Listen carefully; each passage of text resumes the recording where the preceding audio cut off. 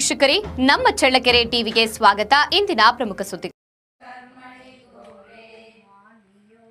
ಭಾರತೀಯ ಸನಾತನ ಪರಂಪರೆಯಲ್ಲಿ ಸನ್ಯಾಸ ಜೀವನಕ್ಕೆ ಬಹಳ ಪ್ರಾಧಾನ್ಯತೆಯನ್ನ ನೀಡಲಾಗಿದ್ದು, ಸನ್ಯಾಸಿಗಳಾದವರು ಮಾನ ಅಪಮಾನಗಳನ್ನು ಮೀರಿ ತ್ಯಾಗಭರಿತ ಆದರ್ಶ ಆಧ್ಯಾತ್ಮಿಕ ಜೀವನ ನಡೆಸಬೇಕು ಎಂದು ಚಳ್ಳಕೆರೆಯ ಶಿವನಗರದ ಶ್ರೀ ಶಾರದಾದೇವಿ ಸತ್ಸಂಗ ಕೇಂದ್ರದ ಮುಖ್ಯಸ್ಥರಾದ ಶ್ರೀಮತಿ ಜಿ ಯಶೋಧ ಪ್ರಕಾಶ್ ತಿಳಿಸಿದ್ದಾರೆ.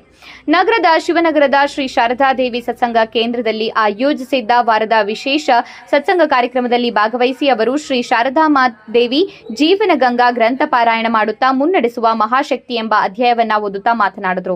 ಸತ್ಸಂಗದ ಪ್ರಯುಕ್ತ ಸದ್ಭಕ್ತರಿಂದ ಸಾಮೂಹಿಕ ಶ್ರೀರಾಮಕೃಷ್ಣರ ನಾಮಸ್ಮರಣೆ, ಏಕಾದಶಿಯ ಪ್ರಯುಕ್ತ ಯತೀಶ್ ಎಂ ಸಿದ್ದಾಪುರ ನೇತೃತ್ವದಲ್ಲಿ ಶ್ರೀರಾಮನ ವಿಶೇಷ ಭಜನೆ, ಶ್ರೀಮದ್ ಭಗವದ್ಗೀತೆಯ ಶ್ಲೋಕಗಳ ಕಲಿಕಾ ತರಬೇತಿ ನಡೆಯಿತು.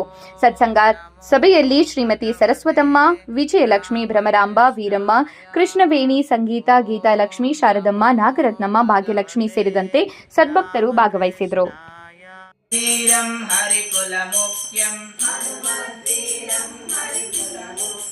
ಭಜರೆ ಭಜರೆ ಭವನಾಶಾಯ, ಭಜರೆ ಭಜರೆ ಭವನಾಶಾಯ, ಹನುಮದ್ವೀರಂ ಹರಿಕುಲ ಮುಖ್ಯಂ, ಹನುಮದ್ವೀರಂ ಹರಿಕುಲ ಮುಖ್ಯಂ, ಭಜರೆ ಭಜರೆ ಭವನಾಶಾಯ, ಭಜರೆ ಭಜರೆ ಭವನಾಶಾಯ, ಭಜರೆ ಭಜರೆ ಭವನಾಶಾಯ, ಭಜರೆ ಭಜರೆ ಭವನಾಶಾಯ, ರಾಮಂ ರಾಮಂ ರಾಜೀವಾಕ್ಷಂ, ರಾಮಂ ರಾಮಂ ರಾಜೀವಾಕ್ಷಂ, ರಾಮಂ ರಾಮಂ ರಾಜೀವಾಕ್ಷಂ, ರಾಮಂ ರಾಮಂ ರಾಜೀವಾಕ್ಷಂ, ಸೀತಾಂ ಸೀತಾಂ ಶ್ರುತ ಜನಪಾಲಂ, ಸೀತಾಂ ಸೀತಾಂ ಶ್ರುತ